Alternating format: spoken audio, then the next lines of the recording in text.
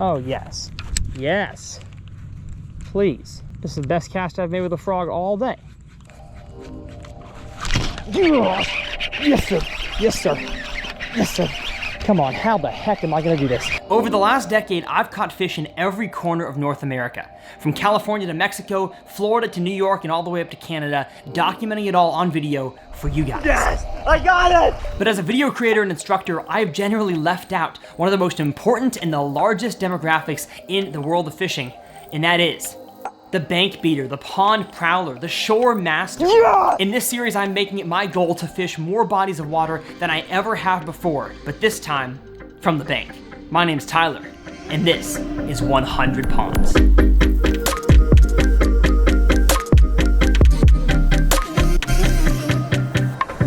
Well, as y'all can see, Pond 76 is beginning in quite an interesting place. I've got my bass boat here, and the pond is over there. And you know, the cool thing about pond fishing is that you can stop anywhere, and usually, at least in the 48 continental United States, you can probably catch a bass in most of the ponds out there. So I've got to rig up a thunder cricket out of my pond bag here, and you know what? If we run out of tackle, my boat's here. I'm gonna put on a bluegill colored thunder cricket and get down to the water.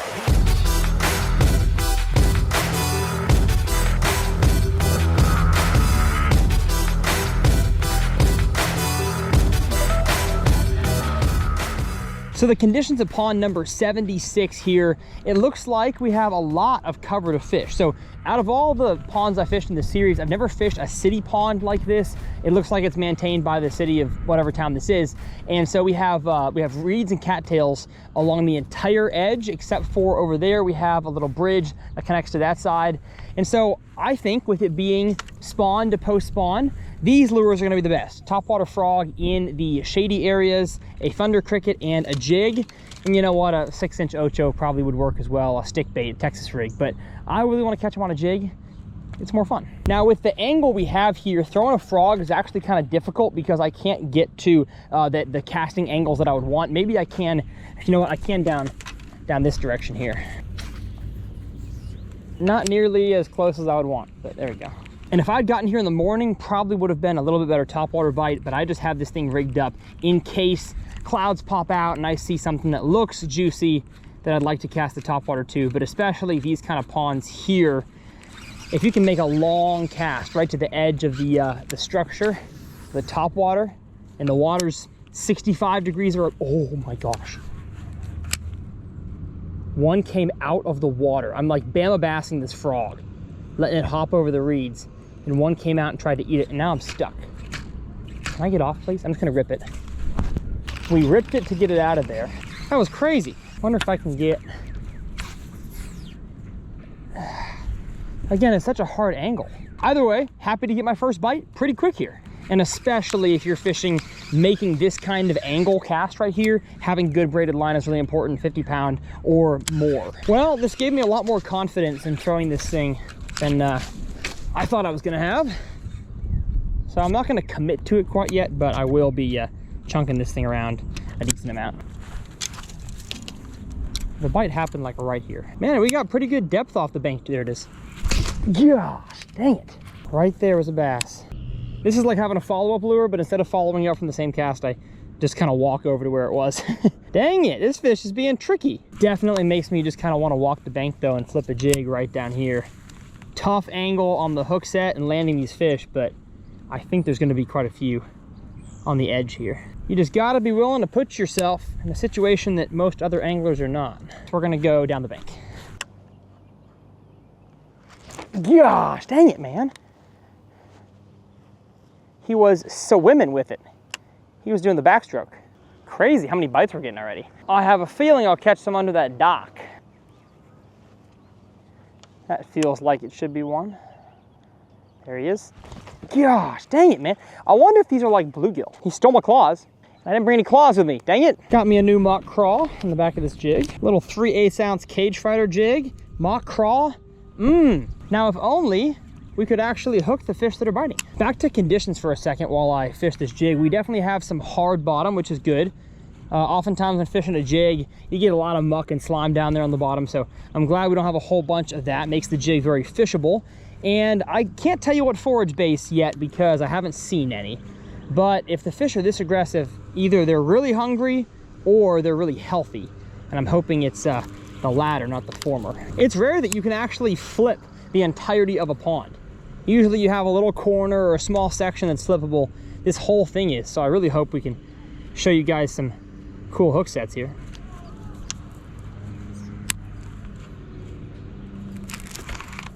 There he was, right there. So far, what a healthy pond. What's going on? We got a fan. Some guy on his way to work saying hello. Let's check depth. 1, 2, 3. Okay, it is not deep out there. Maybe 3, 2.5, 3.5 feet.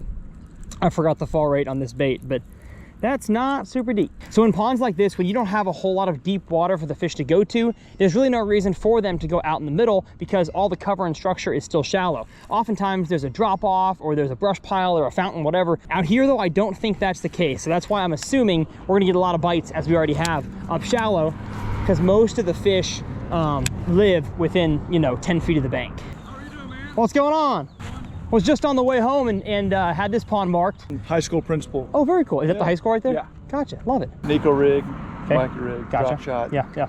And because it's so pressured. I believe it. I follow you. So well, thanks, man. I've been doing it for a long, before you were, partners with Skeeter and before you got a cameraman. That's like 7, 8 years ago. I'm telling you, Let's go, man. Well, what do you know, folks? The high school principal is a fan. I'm in the schools now. He did tell me though that it's a very pressured pond and that finessey stuff works. So Nico rigs, wacky rigs, drop shots. I don't want to throw those. So it's not like I'm not going to listen to him, but if I don't get some committed fish on these things, maybe I'll have to. It's just such a beautiful day. I feel like I could catch them on something more fun.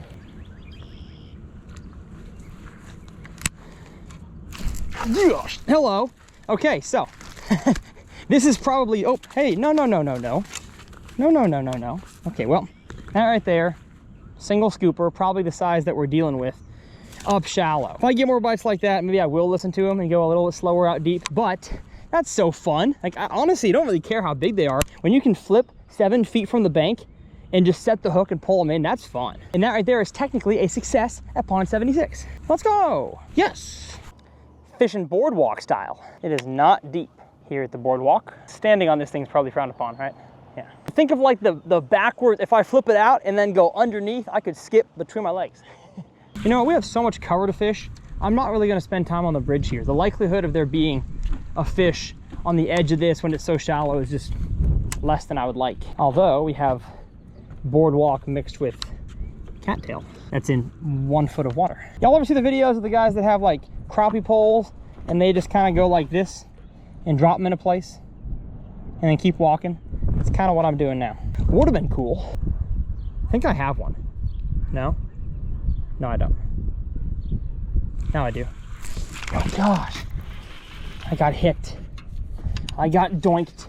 I feel like I'm in Minnesota, skipping docks. I think most of the fish are gonna be on the edge, like I said. Thumbnail. You'll never believe, well, I caught him on a boardwalk. Walmart challenge. Comment your favorite clickbait YouTuber. I gotta get a frog. Keep it low. I don't wanna knock out one of them Edisons. Oh goodness. There we go, yes sir. Except I'm over, oh good grief. They literally want the frog hanging over branches. Come on, eat it.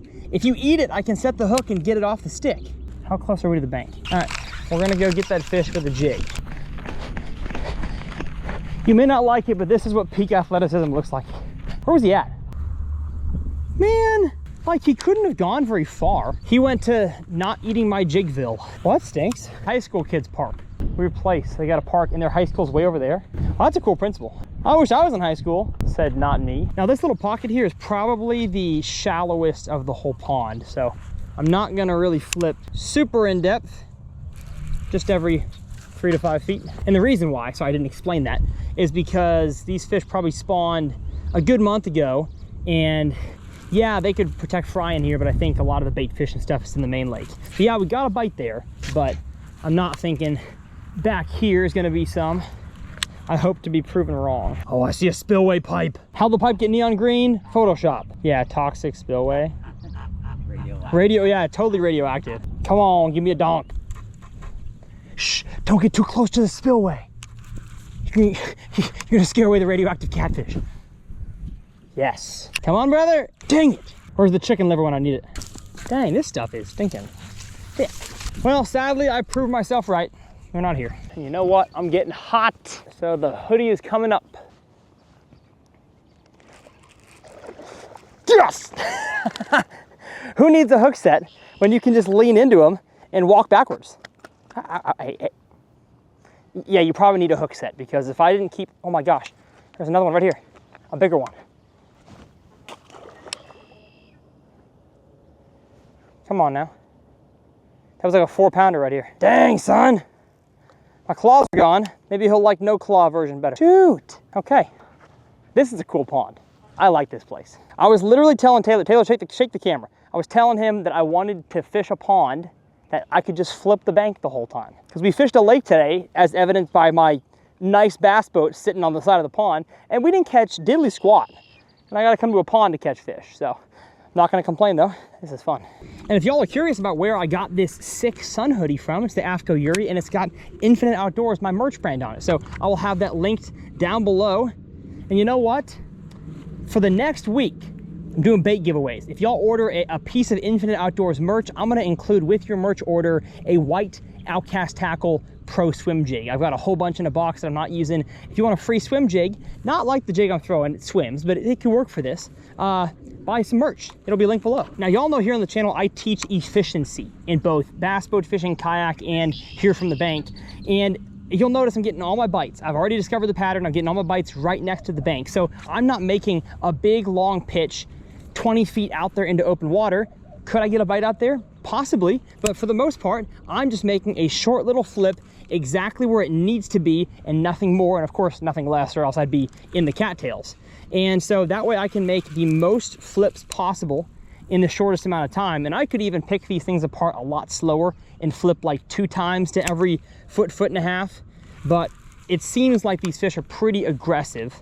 I mean, judging by the frog bites I've gotten and these fish right here on the jig. So I don't feel like I have to really work it that slow in order to get a bite. So I'm gonna work this thing just like I've been doing. Seems to be working out just fine. Giving it 1, 2, 3, 4 hops, maybe a slow hop, and then back in. And I'm kind of working this thing the opposite of how you would if you were on a boat fishing this stuff, where I'm flipping kind of where I would finish my cast if I'm in a boat or a kayak, working it to the cattails, shaking it, and then pulling it back up. Expecting my bites to come as it gets right next to the cattails. Man, it's almost like I'm not getting many bites on like the straightaways. It's when there's a little cutout, a little depression, a point, that kind of stuff that I'm getting fish on. But you know what? That makes sense as far as bass fishing goes. They like the inconsistencies. And I think I could get some if I could cast a frog from the other side, but it's just really hard to fish all this efficiently from the bank. I'm seeing bait fish flicker out there in the middle. Does that tell me anything? Not really. I can't really fish for fish way out there. But I just had one. Holy cow. I totally thought that I had a cattail, but that was a bass. This is tough. I need to find a more open area. Sometimes in the name of efficiency, I look like a dummy. Yeah. All right, let's just go to more fishable water. But first though, one thing you can do in the corners, like I mentioned earlier, is make casts that you can't make along the straightaway. So we come to a little 90-degree corner here. Once I clear this, I can make a few casts with the frog. And just the same from this angle right here, I can cast all the way down this side. Oh yes, yes, please. This is the best cast I've made with a frog all day. Yes sir, yes sir, yes sir.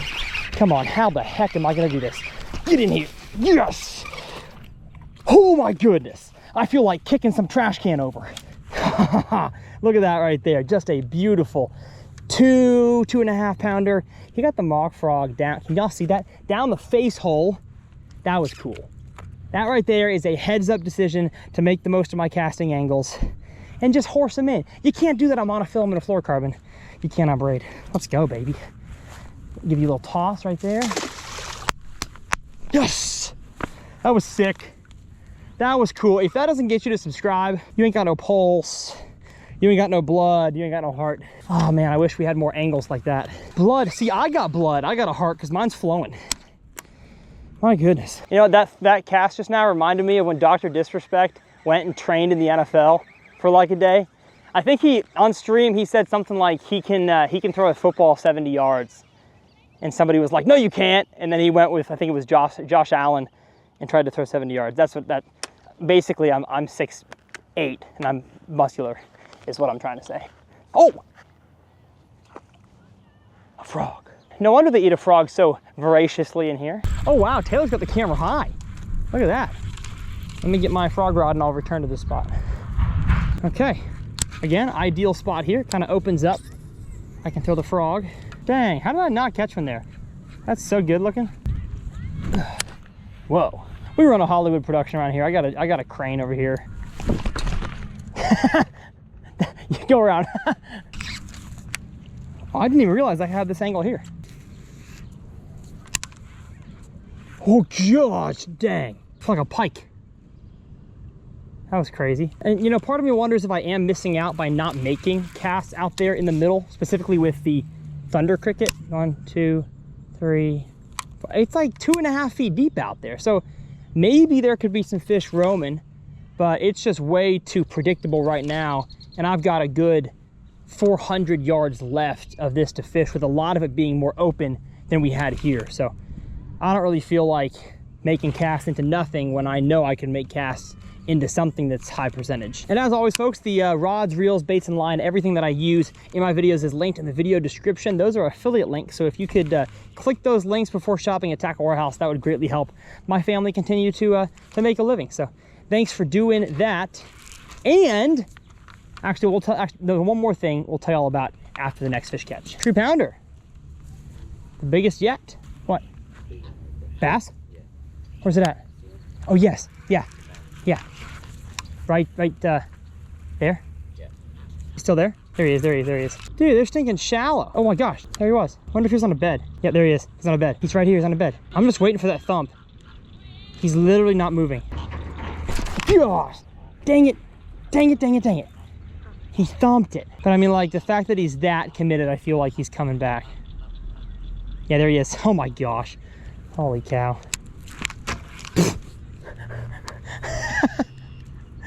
Come on, dude. The problem is when they're this close to you on a bed, you almost can't even set the hook because you're gonna rip it out of their face. There's not enough stretch in your line. Gosh, I don't know. I need to feel the thump and feel them like swimming with it. Got him.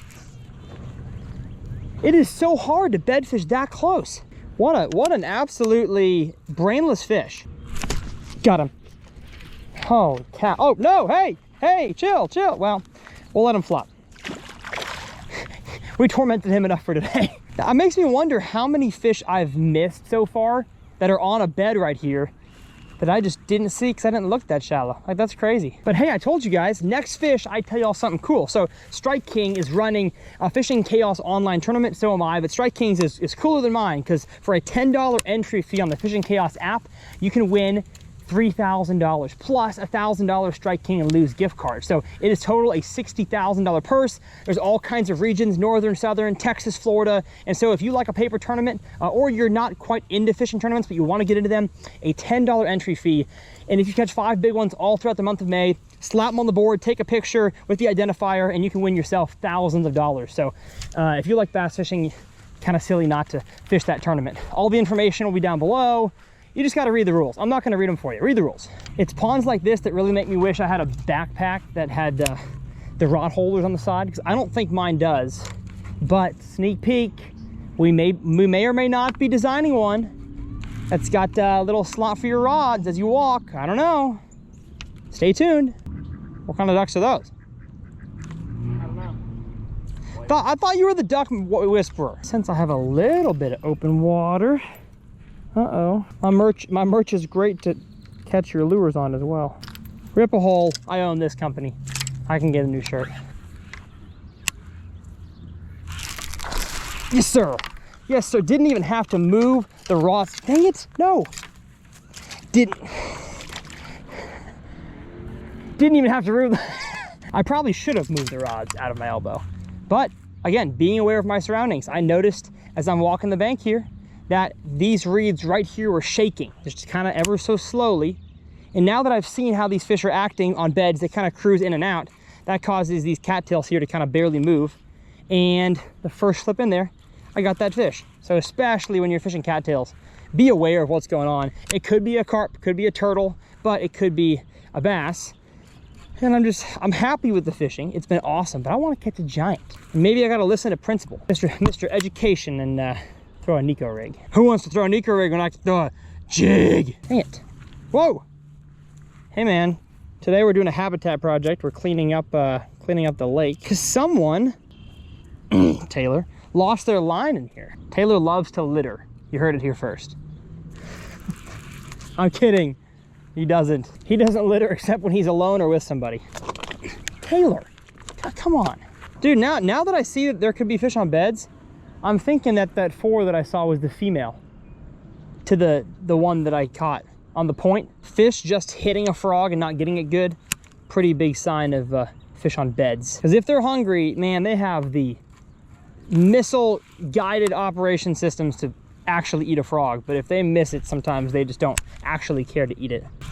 Oh man, one more cast right here. And you know what? I'm actually feeling a decent amount of sticks or just kind of like bottom composition changes as I hop the jig out here. So Mr. Principal's probably not wrong that I could slow down, Nico rig, shaky head, probably catch myself a few more fish. And you know what? Maybe if they're off of beds, there's some reason all the big ones are not on the bank. They're out there in the middle.